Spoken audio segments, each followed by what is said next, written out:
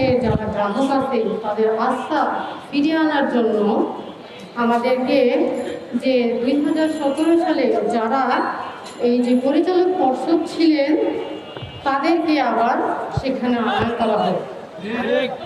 কারণ যে 1983 সালে যে ইসলামী ব্যাংকটা প্রতিষ্ঠিত হলো সেই থেকে কিন্তু সেখানে কোনো দুর্নীতি কিছুই ছিল না। সুন্দরভাবে তাদের কার্যক্রম করার পরে তারা কিন্তু অনেকগুলো সেবামূলক প্রতিষ্ঠান তৈরি করেছিল।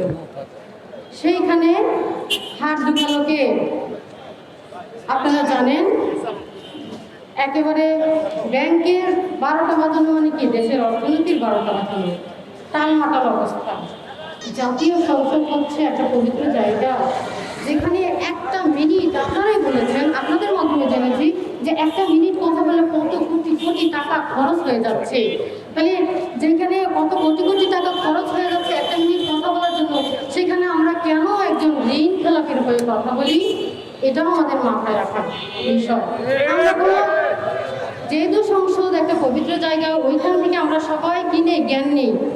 আপনারা হয়তো ওই সংসদে কথা বলেন, কিন্তু এইটার যে ফিডব্যাক আসে একেবারে তৃণমূল থেকে।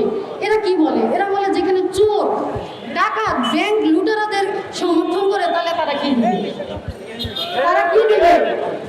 তাহলে সেইখানে কি করা যাবে না? তাহলে সেখানে কি করা যাবে না? ঋণ খেলাপিদেরকে প্রায়োরিটি দেওয়া যাবে না। তাহলে মানুষ কি শিখবে? মানুষ চুরি করা আরো শিখে যাবে, চোরের প্রাদুর্ভাব বেড়ে যাবে, ভাববে যে আরে আমি তো চুরি করে কি বলে আমি তো ঋণ নিব, ঋণটা দিব না, আমি আরো ধনী হব, আমি এমুক ব্যাংকের এমুক ইয়ার কিনবো, কি বলে শেয়ার কিনবো, মালিক হব, তারপরে তো আমার আর কিছুই দিতে হবে না। এইটা কি হয়ে যাবে? এটা ডেভেলপ হয়ে যাবে।